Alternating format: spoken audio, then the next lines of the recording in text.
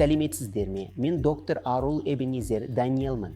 Мен сіздерге коронарлық ангиограмма туралы түсіндіріп бермекпін. Сонымен ангиограмма деген не?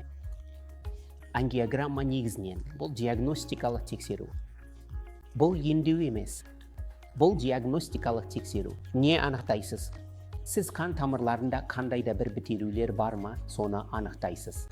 Ангиограмманы дененің кез келген бөлігінде жасауға болады. Егер оны жүрекке жасасаңыз, оны коронарлық ангиограмма деп атайды. Егер мида жасасаңыз, оны церебралды ангиограмма деп атайды. Осылай жалғаса береді. Ол қалай жасалады? Оны екі түрлі жолмен жасауға болады. Бірі коронарлық ангиограмма, екіншісі инвазивті коронарлық ангиограмма. Коронарлық ангиограмма деген не? Ол үшін сіздің денеңізге контрастты зат енгізеді. Содан кейін сіз аппаратында жатуыңыз керек. Сосын олар жүрекке баратын қан тамырларының суреттерін түсіреді. Және жүректе бітелулер бар ма, жоқ па, соны тексереді. Енді келесі кәдімгі дәстүрлі ангиограммаға келсек, жарайды ма? Кәдімгі ангиограмма қалай жасалады? Біз қан тамырларына қол немесе аяқ арқылы кіреміз. Содан кейін жүрекке тікелей баратын катетер енгіземіз.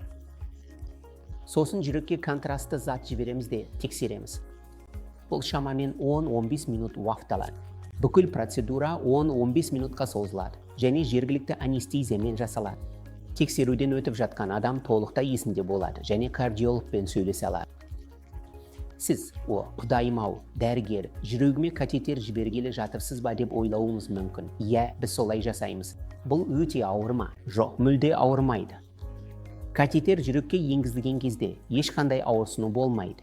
Бұл коронарлық артерияларды тексерудің алтын стандарты болып табылады.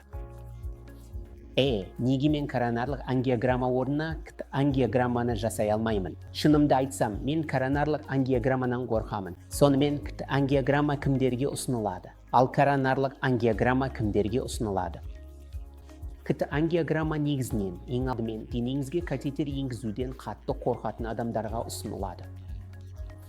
Сондай-ақ ауруға шалдығу ықтималдығы өте төмен адамдарға да ұсынылады. Жас адамдарда кеуде тұсында түсініксіз жайсыздық болса, олар жүрекке қатысты. Мысалы, инфаркт бола ма, болмай ма деп қатты қорқады. Осындай адамдар үшін ангиограмма өте оңай, инвазивті емес процедура болып табылады. Бірақ егде жастағы джентльмен, қант диабеті бар джентльмен, темекі шегетін адамдарда блоктар болу ықтималдығы жоғары болса, онда әдеттегі коронарлық ангиограмма жасалады. Сонда ауруханада қанша күн болу керек? Бір күн ғана. Сіз таңертең келесіз, процедураны жасайсыз. Содан кейін 3-4 сағаттан кейін барасыз. Сонымен бәрі осы. Сонымен ангиограммасы үшін дәл осылай жасауға болады ма? Иә, оны ангиограммасы сияқты дәл солай жасауға болады. Бірақ жалғыз мәселе, егер сіз ангиограммасында блок барын анықтасаңыз, оны растау үшін кәдімгі дәстүрлі коронарлық ангиограммаға келуіңіз керек.